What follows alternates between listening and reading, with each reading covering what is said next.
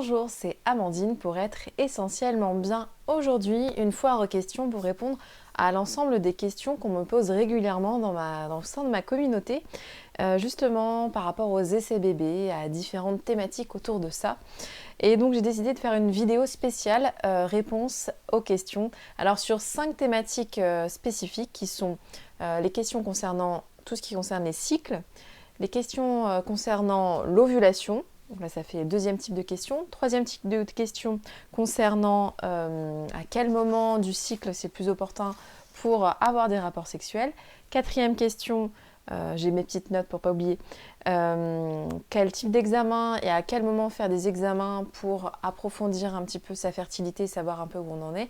Et cinquième thématique, ce sera sur quand on n'arrête pas de penser aux essais bébés, comment faire pour penser à autre chose, en tout cas différentes pistes sur cette thématique-là. Donc voilà, 5 thématiques qui revient régulièrement sur mon groupe privé, sur Instagram, enfin voilà, sur les différents réseaux sociaux, sur les personnes aussi que j'ai qui me contactent individuellement pour poser des questions très précises sur leur cycle.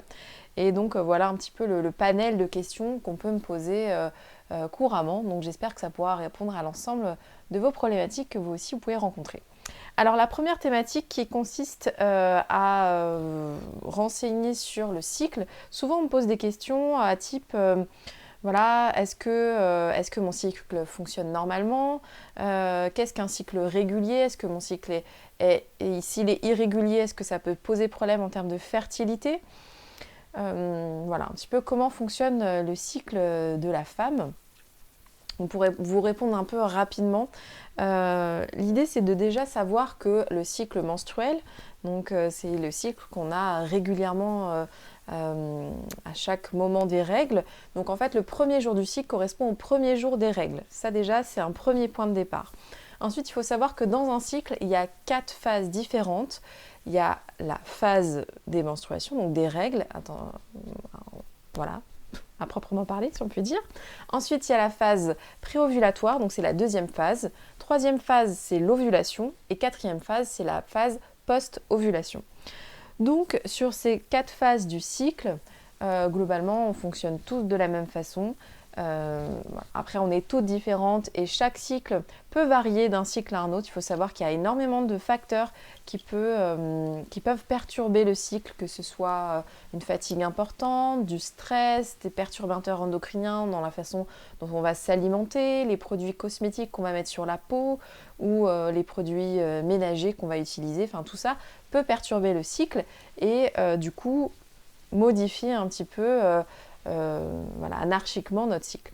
Donc, une fois que vous avez compris qu'il y a ces 4 phases de cycle, après la question, ça va être de savoir précisément, alors la seule chose qu'on sait précisément, c'est la période de vos règles. Quoique, parfois, j'ai des questions sur, voilà, j'ai des règles, enfin, je ne sais pas si c'est mes règles ou pas, j'ai des débuts de saignement, mais qui ne sont pas francs, qui s'arrêtent, qui recommencent, etc.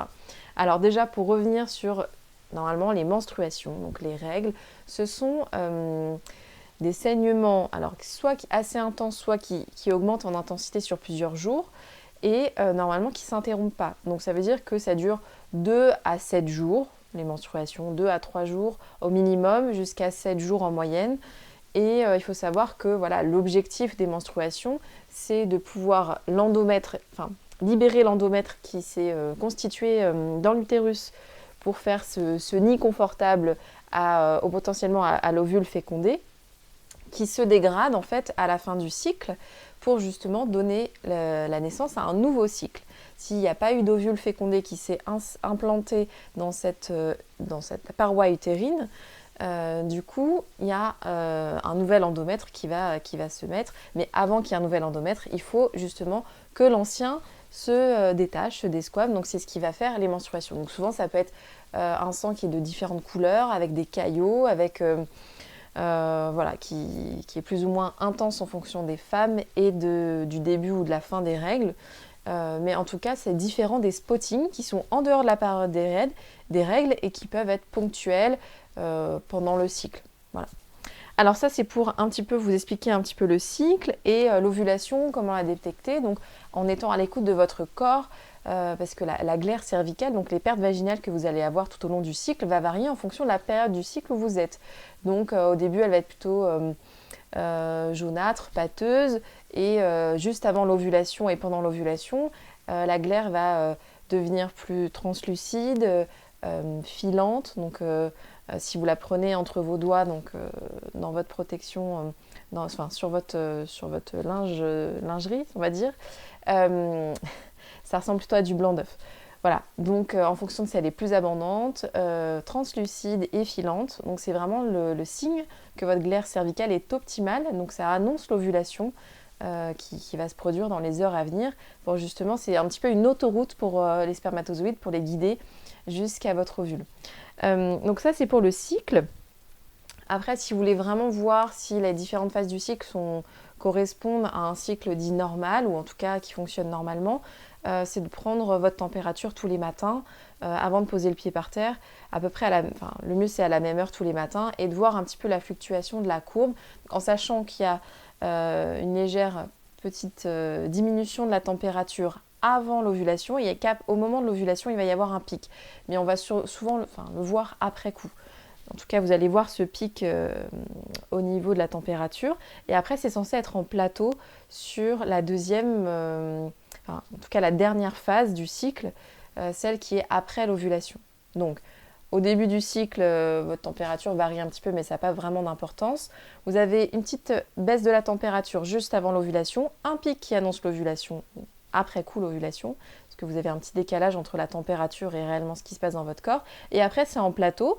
Et ensuite, quand vous avez vos règles, hop, la température rechute. Donc ça, c'est un petit peu la courbe type pour votre cycle. Ensuite, les questions concernant l'ovulation. Alors, en sachant, est-ce que j'utilise des tests d'ovulation, comment ça fonctionne, est-ce que j'ai une bonne ovulation ou pas. Alors oui, vous pouvez vous aider des tests d'ovulation si vous le souhaitez, en sachant que les tests d'ovulation, voilà, ça peut être bien sur quelques cycles. De faire ça tous les cycles, c'est pas forcément ce que je vous conseillerais, mais en tout cas, ça peut être un bon indicateur pour voir un petit peu comment vous fonctionnez et pour après être à l'écoute de votre corps. Parce que si vous faites en parallèle l'observation de votre glaire cervicale et si vous êtes à l'écoute, voilà, des petits pincements que vous pouvez avoir au bas-ventre qui signalent peut-être l'ovulation en elle-même, du coup, tous ces signes vont, avec la prise de température aussi, vont vous aiguiller sur la période du cycle, enfin en tout cas dit la plus fertile. Donc les tests d'ovulation, c'est pareil, vous en trouvez sur internet à des prix plus accessibles que si vous allez en pharmacie ou en parapharmacie. Souvent c'est des petites bandelettes, donc il y a la barre témoin qui elle ne varie pas en termes de couleur.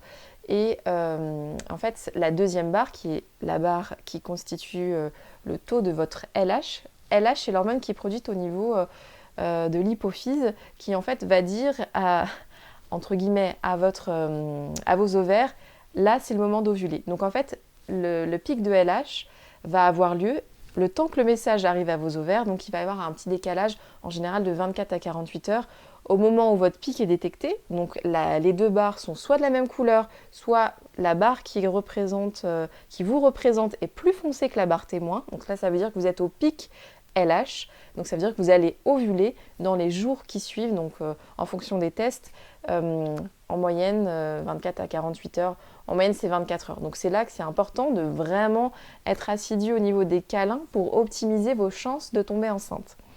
Voilà, c'était la petite phase sur toutes les questions concernant l'ovulation. Après, il y avait des questions aussi concernant le cycle. Est-ce que mon cycle est régulier ou pas? Est-ce que ça a une importance que mon cycle soit régulier? Alors la réponse est non. Si vous avez un cycle régulier, c'est très bien, ce sera plus facile pour vous pour anticiper la période de votre ovulation. Parce que classiquement, si vous avez un cycle de 30 jours par exemple tous les mois, vous savez qu'à peu près au 15e, 16e jour du cycle, 17e jour, vous comptez 14 jours avant les règles d'après, en moyenne, vous savez approximativement quand vous allez ovuler. Si vous avez des cycles irréguliers, c'est ok aussi.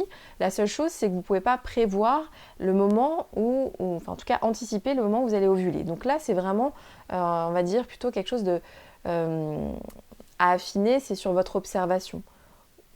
pour vraiment détecter les signes qui sont prometteurs, les signes qui vont annoncer votre ovulation, peu importe où vous en êtes dans votre cycle. Voilà, si vous avez des cycles de 42 jours, 35 jours, le mois d'après 30 jours, voilà, qui varient vraiment d'un cycle à l'autre, le mieux c'est d'observer plusieurs critères, que ce soit la glaire cervicale, les sensations que vous pouvez sentir au niveau du bas-ventre et aussi votre courbe de température, pourquoi pas.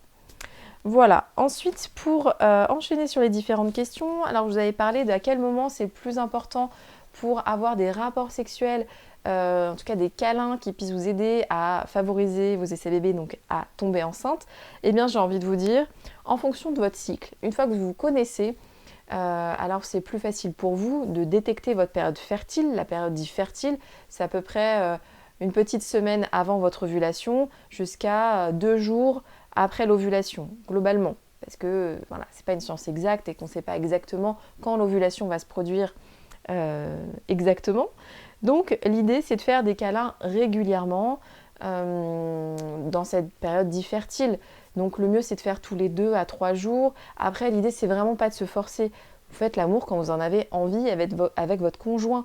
Faut pas se forcer parce que sinon du coup ce sera un frein et ça fonctionnera pas d'emblée. Donc il faut vraiment que ce soit quelque chose qui soit fait avec une bonne volonté.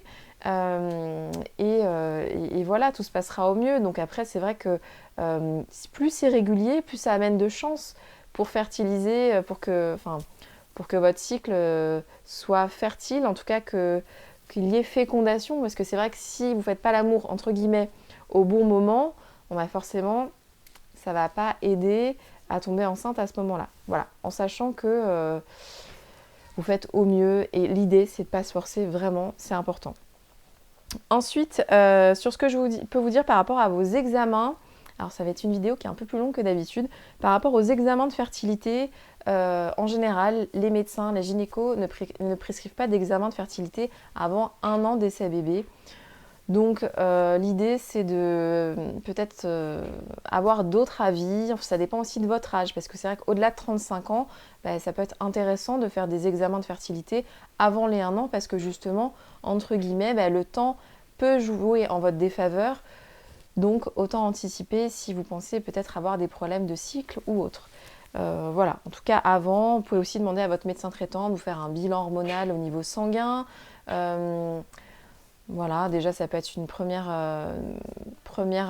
examen à faire. Après, votre gynéco peut aussi vous faire une écho endovaginale pour voir un petit peu l'aspect de vos ovaires, voilà, sans forcément que vous soyez à 12 mois pile poil de vos essais bébés.